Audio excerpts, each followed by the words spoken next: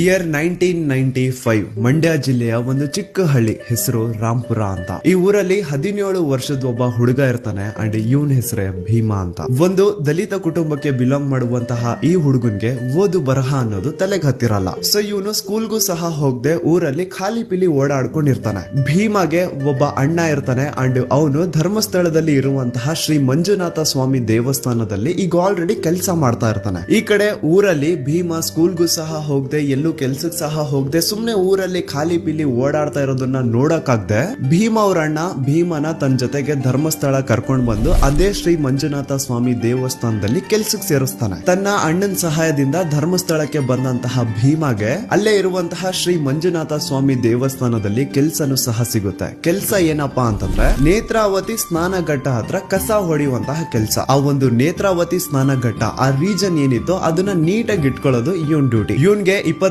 ರೂಪಾಯಿ ಸ್ಟಾರ್ಟಿಂಗ್ ಸಂಬಳ ಇರುತ್ತೆ ಅಂಡ್ ಇರೋದಕ್ಕೆ ಅಂತ ಮಾಹಿತಿ ಕಚೇರಿ ಮೇಲೆ ಒಂದು ರೂಮ್ ನು ಸಹ ಕೊಟ್ಟಿರ್ತಾರೆ. ಇನಿಷಿಯಲ್ ಡೇಸ್ ಅಲ್ಲಿ ಎಲ್ಲಾನು ತುಂಬಾ ಚೆನ್ನಾಗಿರುತ್ತೆ. ಇವನ್ ತನ್ನ ಪಾಡಿಗೆ ತಾನು ಕೆಲಸ ಮಾಡ್ಕೊಂಡು, ಜನ ಸೇವೆ ಮಾಡ್ಕೊಂಡು, ಕಸ ಗುಡಿಸ್ಕೊಂಡು ಆರಾಮಾಗಿರ್ತಾನೆ. ಅಂಡ್ ತಿಂಗಳು ಕೊನೆ ಬಂತು ಅಂದ್ರೆ ವೀರೇಂದ್ರ ಜೈನ್ ಅವ್ರ ಹತ್ರ ಹೋಗಿ ಸ್ಯಾಲ್ರಿನು ಇಸ್ಕೊಳ್ತಾ ಇರ್ತಾನೆ. ಮಂತ್ ಎಂಡ್ ಅಲ್ಲಿ ವೀರೇಂದ್ರ ಜೈನ್ ಎಲ್ಲಾರ್ಗು ಸ್ಯಾಲ್ರೀಸ್ ಕೊಡ್ತಾ ಇದ್ದಿದ್ದು. ಅಂಡ್ ಭೀಮಾ ಅಂತಹ ಯಾರಾದ್ರೂ ದಲಿತ ಸಮುದಾಯಕ್ಕೆ ಬಿಲಾಂಗ್ ಮಾಡುವಂತವರು ದುಡ್ಡು ಇಸ್ಕೊಳಕ್ ಬಂದ್ರೆ ಆಯಪ್ಪ ವೀರೇಂದ್ರ ಜೈನ್ ಏನ್ ಮಾಡೋನು ಅಂದ್ರೆ ನೀಟಾಗಿ ದುಡ್ಡನ್ನ ಕೈ ಕೊಡೋ ಬದಲು ಹಿಂಗೆ ಬುಟ್ಟಿ ಒಳಗಡೆಯಿಂದ ಹಣ ಎತ್ಕೊಂಡು ಅವ್ರ ಕಡೆ ಬಿಸಾಡೋರಂತ. ಚಿಕ್ಕ ವಯಸ್ಸಿಂದನೂ ಜಾತಿ ಭೇದ ಭಾವ ನೋಡ್ಕೊಂಡು ಬೆಳೆದಿರುವಂತಹ ಭೀಮಾಗೆ ಇದೇನು ಹೊಸ ವಿಷಯ ಇರ್ಲಿಲ್ಲ. ಸೊ ಇವನು ಸ್ಯಾಲ್ರಿ ಇಸ್ಕೊಂಡು ಅದೇ ಒಂದು 25 ರೂಪಾಯಿಲಿ ತನ್ನ ಆರಾಮ್ ಜೀವನನ ನಡೆಸ್ತಾ ಇದ್ದ. ಆದ್ರೆ slowly he started to notice something mysterious. ತಾನೇನು ನೇತ್ರಾವತಿ ಸ್ನಾನ ಘಟ್ಟದಲ್ಲಿ ಕಸ ಗುಡಿಸುವಂತಹ ಕೆಲಸ ಮಾಡ್ತಾ ಇದ್ನೋ ಅದೇ ಒಂದು ನೇತ್ರಾವತಿ ನದಿ ತೀರದಲ್ಲಿ ಡೈಲಿ ಒಂದು ಹೆಣ ಬೀಳೋದು. ನೋಡೋರ್ಗ್ ಹೇಗ್ ಅನ್ಸೋದು ಅಂದ್ರೆ ಯಾರೋ ಪಾಪ ನೀರಿಗೆ ಬಿದ್ದು ಸತ್ ಹೋಗಿರ್ಬೇಕು ಅಂತ ಜನ ಅನ್ಕೊಳ್ಳೋರು.